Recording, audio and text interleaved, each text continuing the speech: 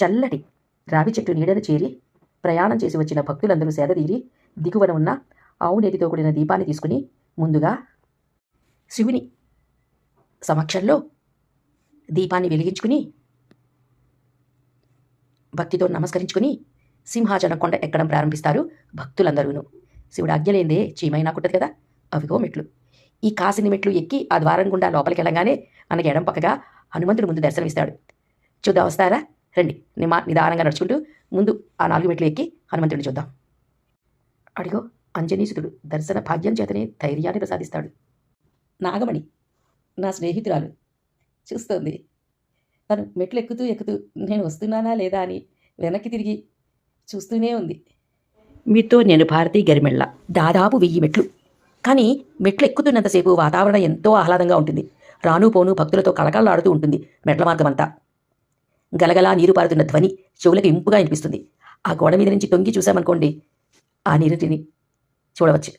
ఆ నీటిని తాగుతున్న పక్షులు, వాటి రెపరెపలు, కొండల్లోంచి కనువిందు చేసే సూర్యభగవానుడు నడుస్తున్న శ్రమ తెలియకుండా చేస్తాయి.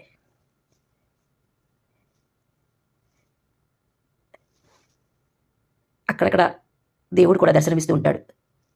నడుస్తున్న వాళ్ళం కాస్త ఆగి దేవుణ్ణి దర్శించుకుని పసుపు కుంకుమ తీసుకుని తిరిగి నడక సాగించవచ్చు.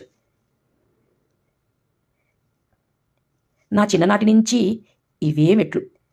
పసుపు కుంకుమలు పూసి నిరంతరంగా ప్రవహించే ఈ జలధారల వల్ల మెట్లు తడిసి నాని నిరంతరం రాను పోను భక్తుల పదరాపిడికి మెట్లు కొంచెం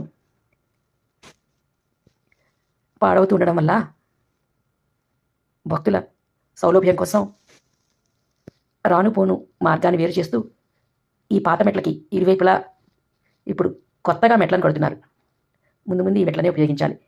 ఇక నీ పాత మెట్లు కొంతకాలమే ఉంటాయి, కానీ ఈ అందమే వేరు. ఆ దూరాన కనిపిస్తున్నదే మెట్ల మార్గంలో ఉన్న ఆంజనేయ స్వామి గుడి. అక్కడ చేరేసరికి మనం దాదాపు చాలా మెట్లు ఎక్కేసినట్టే. ఆంజనేయ స్వామి గుడిని దాటి ఎక్కి వస్తే వినాయకుడి గుడి వస్తుంది. వినాయకుడు కనపడంగానే మనకు సంతోషం వేసిపోతుంది. ఎందుకంటే ఇహ కాసిని మెట్లే మిగులుతాయి. చక్కగా వినాయకుడిని దర్శించుకుని, తొలిదేవరు కదా, ఆయన దర్శించుకున్నాక ఈ కాసిని మెట్లు ఎక్కేస్తే మన కొండపైకి ఎక్కేసినట్టే. ఎక్కిపోతున్నాం, మెట్లన్నీ ఎక్కిపోతున్నాం. ఆఖరి మెట్టుకు వచ్చేసాం. ఇక్కడ చక్కగా బొట్టు పెట్టేసుకుని ఇక్కడ మనం ఎక్కడ పూర్తయిపోయినట్టే. ఇదిగోండి, ఇక్కడి నుంచి ఆలయానికి ద్వారం. అప్పన్న స్వామి నడిపించాడు, ఆయనే మార్గం చూపించాడు. చూపిన మార్గం గుండా వెళ్ళిపోదాం. స్వామివారి దివ్య సన్నిధిని చేరుదాం. శ్రీరస్తు.